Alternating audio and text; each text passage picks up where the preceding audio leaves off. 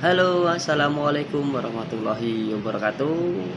Perkenalkan, nama saya Wagio. Saya salah satu mahasiswa di STKIP Kusuma Negara Cijantung dengan NPN 202485103131. Di sini izinkan saya akan membuat video edukasi tentang apa sih itu sekolah inklusif.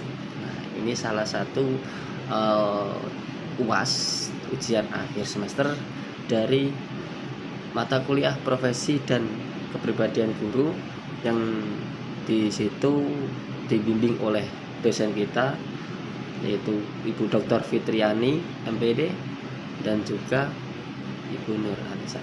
Nah, baik kawan-kawan, di sini saya akan sedikit menerangkan apa sih itu yang dinamakan sekolah inklusif. Sekolah inklusif adalah sekolah yang dimana sistem pendidikannya memberikan kesempatan yang sama kepada seluruh peserta didik maupun untuk siswa yang ABK atau siswa yang dengan anak berkebutuhan khusus. Nah, jadi di sekolah tersebut itu bisa menerima semua siswa meskipun untuk anak dengan kebutuhan khusus, tapi dengan sistem yang disesuaikan. Jadi sekolah inklusif ini sangat berbeda dengan sekolah yang umum. Jadi mereka mempunyai penyesuaian tersendiri apabila terdapat anak dengan kebutuhan khusus, berkebutuhan khusus. Nah, di sini saya akan menjelaskan sedikit beberapa permasalahan ya kawan-kawan ya, permasalahan tentang sekolah inklusif tersebut. Beberapa permasalahan yang masih sering ditemukan dalam penyelenggaraan sekolah inklusif antara lain: satu adalah kurangnya pemahaman guru mengenai strategi pembelajaran untuk anak inklusif. Nah, jadi kadang-kadang kawan-kawan ya, di sekolah itu masih ada beberapa guru yang kurang memahami cara untuk mendidik anak-anak berkebutuhan khusus, karena mereka itu memang ya spesial, istimewa gitu loh. Jadi beda sama anak-anak yang pada umumnya. Ada yang mungkin Down syndrome, mungkin ada yang tunadaksa, tunawicara begitu kan. Jadi mereka terkadang tuh masih gimana ya, kurang pemahaman gimana strategi yang bagus sih untuk mendidik mereka gitu. Dan yang permasalahan kedua yaitu sarana dan prasarana yang belum ramah bagi peserta didik yang berkebutuhan khusus. Nah, ini sarana prasarana kawan-kawannya, kadang sekolah itu belum ramah disabilitas gitu kan. Ada yang anak pakai kursi roda gitu, belum ada yang pelorotannya atau enggak masih tangga, jadi sangat menyusahkan gitu.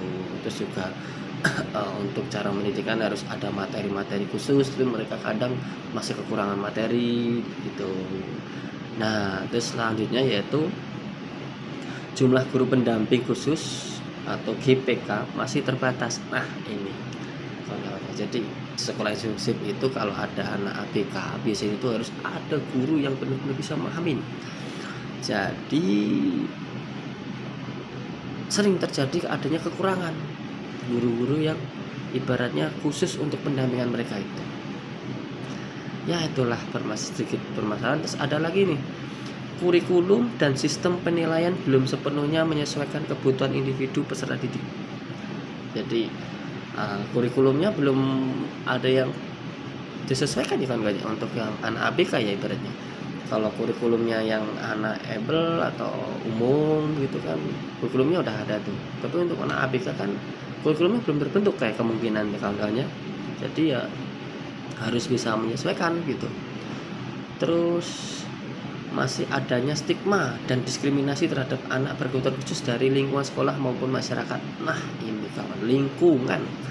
Kembali lagi lingkungan kawan-kawannya. Jadi di sekolah inklusif itu terkadang masih ada pengaruh-pengaruh lingkungan yang membuat mereka kurang nyaman gitu. Kurang bisa ibaratnya melakukan pembinaan yang sesuai dengan diharapkan, karena pengaruh lingkungan. Banyak anak yang masih ibaratnya membuli atau apa, ada anak yang kebutuhan khusus begitu kan.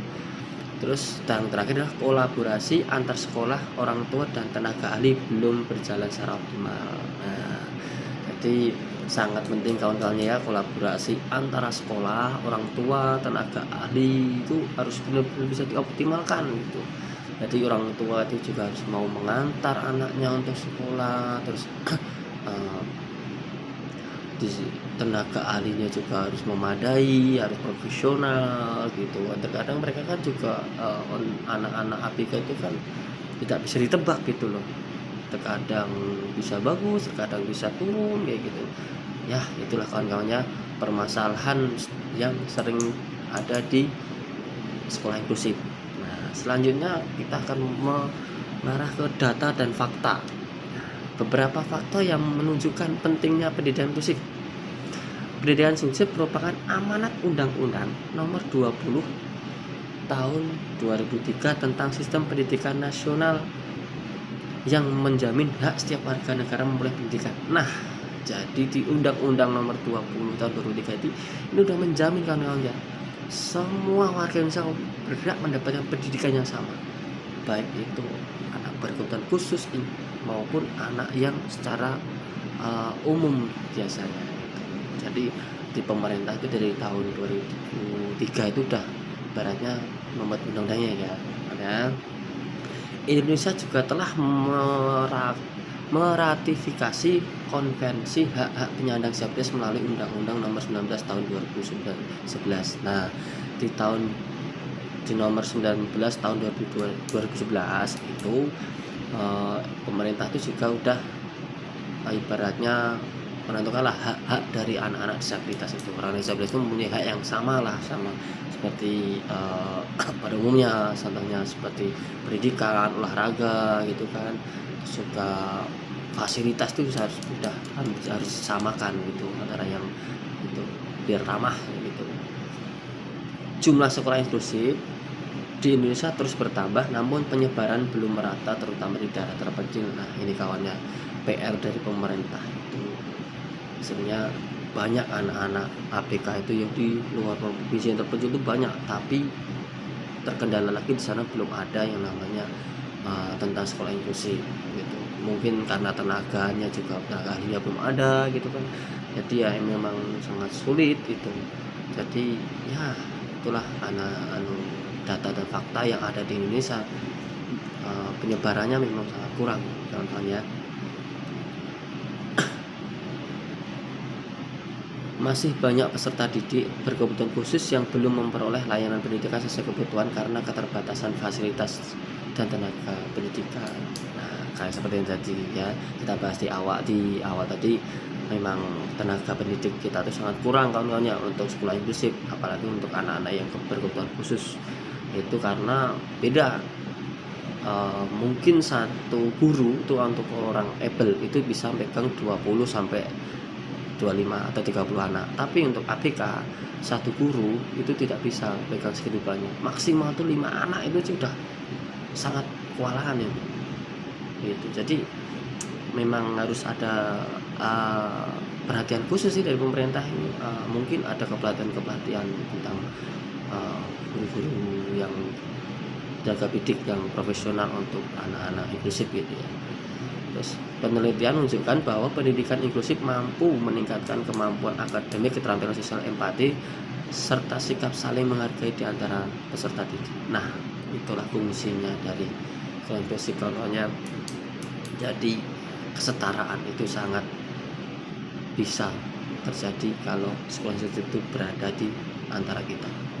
Jadi dari sekolah inklusif itu kita bisa saling menghargai satu sama lain, anak ibaratnya able pada umumnya dengan anak disabilitas itu semua itu bisa saling menghargai, saling harmonis, saling menjaga. Sekarang kita menuju ke analisis kawan-kawannya. Analisis dari sekolah inklusif itu analisisnya adalah permasalahannya sekolah inklusif tidak hanya disebabkan oleh keterbatasan fasilitas, tapi juga dipengaruhi oleh kesiapan sumber daya manusia. Guru memiliki peran penting dalam menciptakan pembelajaran yang ramah bagi disabilitas untuk menjalankan semua yang dididik. Oleh karena itu, peningkatan kompetensi guru dalam pembelajaran berdiferensiasi dan pendidikan inklusif menjadi kebutuhan utama. Selain itu, keberhasilan sekolah inklusif sangat bergantung pada kerjasama antar sekolah, keluarga, pemerintah, dan masyarakat. Pendidik inklusif bukan hanya menempatkan peserta didik berkebutuhan khusus di sekolah reguler, tetapi juga memastikan mereka memperoleh layanan pendidikan yang sesuai dengan kebutuhan masing-masing. Itu jadi analisisnya kawan-kawannya. Jadi sekolah itu memang masih banyak keterbatasan fasilitas itu kan, keterbatasan tenaga didik gitu, terus juga peran-peran dari masyarakat, lingkungan, sekolah itu sangat berpengaruh untuk kelancaran daripada sekolah inklusif tersebut kawan-kawannya. Nah, terus di sini akan sedikit ya kan kawannya memberikan solusi, beberapa solusi yang dapat dilakukan untuk sekolah inklusif dari permasalahan-permasalahan yang tadi. Mungkin dari solusi ini nanti bisa membuat lebih baik lagi mekanisme atau sistem pendidikan di sekolah inklusif di Indonesia. Nah, solusinya antara lain satu, meningkatkan pelatihan guru mengenai pendidikan inklusif dan pembelajarannya. Bener kan ya? Jadi kepelatihan guru inklusif itu sangat penting sebenarnya. Soalnya tenaga profesional dari pendidikan guru untuk sekolah inklusif, pelatihan guru itu untuk pendidikan inklusif itu sangat penting, karena tidak semua guru bisa melaksanakan pendidikan di sekolah inklusif ya. Kedua, solusinya adalah menambahkan jumlah guru pendamping khusus sesuai kebutuhan sekolah. Nah, tadi jadi memang jumlah guru pendamping khusus untuk ABK itu sangat penting, karena mereka itu butuh pendamping, bukan seperti anak-anak pada umumnya. Mereka itu masih butuh pendamping yang khusus, bukan karena dia manja, bukan, karena memang kondisi keadaan mereka gitu kan. Ketiga, menyediakan sarana dan prasarana yang ramah bagi semua peserta didik. Nah, di solusinya harus menyediakan ya sarana prasarana ya, karena baik anak yang able maupun yang disabilitas maupun yang anak berkebutuhan khusus tersebut. Jadi fasilitas sarana prasarana itu harus ditingkatkan kembali. Keempat, mengembangkan kurikulum yang fleksibel sesuai kemampuan dan kebutuhan peserta didik. Nah, ini kan kurikulum, kalau untuk bukan able kurikulum udah oke lah, tapi untuk yang disabilitas atau ABK ini terkadang mereka harus penyesuaian, seperti anak Down syndrome gitu kan, gerahita gitu. Mereka daya pikirnya susah untuk mengikuti yang umum gitu, karena memang mereka itulah kekurangan mereka gitu.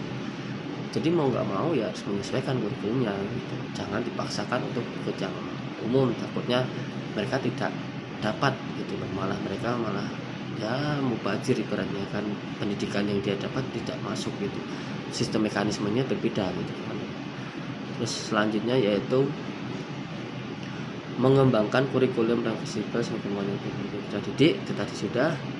Kelima yaitu memperkuat kerjasama antar sekolah, orang tua, psikolog, terapis, dan pemerintah. Nah, ini stakeholder dari kerjasama stakeholder dari sekolah inklusif.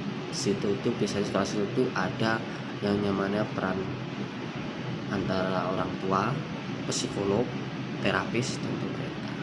Jadi terapis dan psikolog itu juga sangat penting namanya. Jadi untuk mendampingi mereka, apalagi psikolog ini sangat penting bagi anak-anak ABK, karena mereka terkadang tuh merasa terkucilkan gitu kan. Dengan adanya psikolog, mereka tuh bisa memotivasi mereka kembali kawan-kawannya itu.